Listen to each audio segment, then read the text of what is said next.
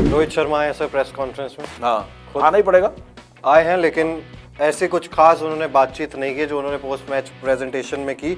वैसा ही कुछ है, उन्होंने कहा कि पहली पारी में अच्छे से बल्लेबाजी नहीं कर पाए और इसके बाद हमने गिल और यशस्वी की जो पार्टनरशिप चल रही थी इस दूसरी पारी में, वो जब यहाँ पर पार्टनरशिप ब्रेक हुई तो उसके बाद जो प्रेशर हम पर आया उस प्रेशर को हम अच्छे से हैंडल नहीं कर पाए। प्रेस कॉन्फ्रेंस में किसी जर्नलिस्ट ने ये हिम्मत नहीं दिखाई पूछने की कि कप्तानी को आप कितना जिम्मेदार मानते हैं इस हार के लिए, आप अपने कप्तानी को किस तरीके से इवैल्यूएट करते हैं। मैं इस प्रेस कॉन्फ्रेंस में होता तो सबसे पहला सवाल मेरा ये होता और मैं धोनी से भी यही पूछता था, धोनी आप अपनी कप्तानी को किस तरीके से, अपने डिसीजन को किस तरीके से इवैल्यूएट करते हैं। धोनी हंस के गले लगा लेता था बाहर आके, यार आप छोड़ते नहीं हो यार। और जिस दिन नहीं पूछता था ना, धोनी बोलता था सवाल नहीं पूछा। मैंने कितनी बार बताया, ये हमारा इतना अच्छा हमारा कैमराडरी थी या हमारा रिलेशंस थे।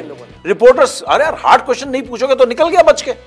इसको पूछता ना कोई जर्नलिस्ट वहां पर बैठा हुआ था, भाई अपनी कैप्टनसी को किस तरीके से इवैल्यूएट करोगे।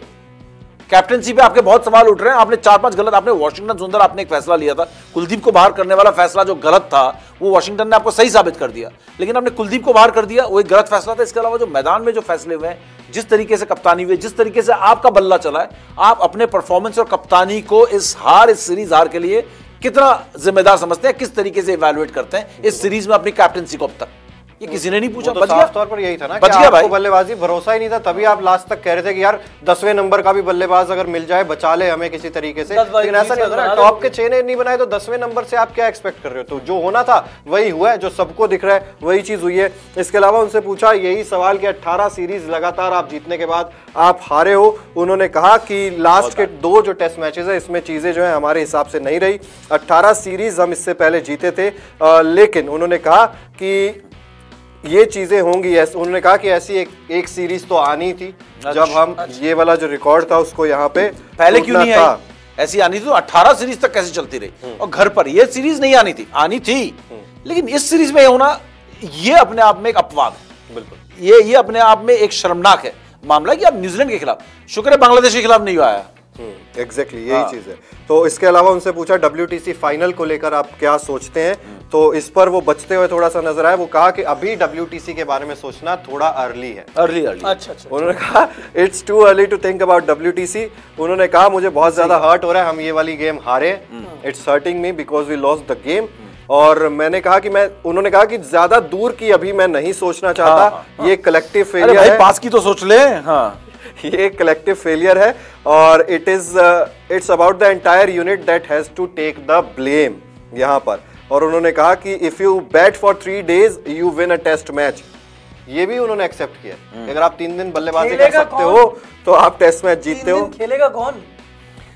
मतलब ये सारी चीजें उन्होंने, न्यूजीलैंड ने हम पे प्रेशर बनाया, ये किया, वो अच्छा खेले, ये सब बातों के बीच में वो प्रेस कॉन्फ्रेंस करके निकल गए। ना तो किसी ने पूछा कि भैया आपका बल्ला नहीं चल रहा, वो बता दो क्यों नहीं चल रहा। आकाशदीप को क्यों खिलाया था आपने, कुलदीप को क्यों ड्रॉप किया था आपने, कुलदीप को क्यों ड्रॉप किया, विराट कोहली की फॉर्म पे अगले मैच की आपकी क्या प्लानिंग रहेगी, क्या विजन है आपका, आप कब तक खेल रहे हो? अगले मैच में तो कहते ना कि अच्छा करने की कोशिश करेंगे, लेकिन इट्स टू अर्ली।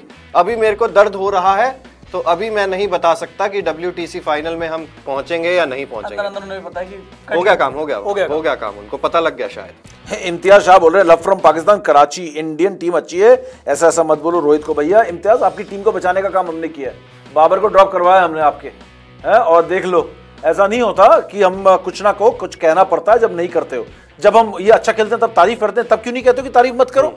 एग्जैक्टली जब उन्होंने हमको ये नहीं कहा कि तारीफ मत करो तो अब बुराई करने से भी मत रोको। तो नहीं, ये तो प्लेयर्स का, ये प्लेयर के पैकेज में आता है ये डील। तारीफ भी आती है, बुराइयां भी आती है, आलोचना भी आती है। तो ये तो जैसा परफॉर्मेंस करोगे उस तरीके से आपकी चर्चा होगी। मरीन ड्राइव को फैंस भर सकते हैं तो क्या सवाल नहीं पूछ सकते? वही फैंस पूछेंगे ना, जिन्होंने आपको भगवान का एक दर्जा दिया है, वो सवाल पूछेंगे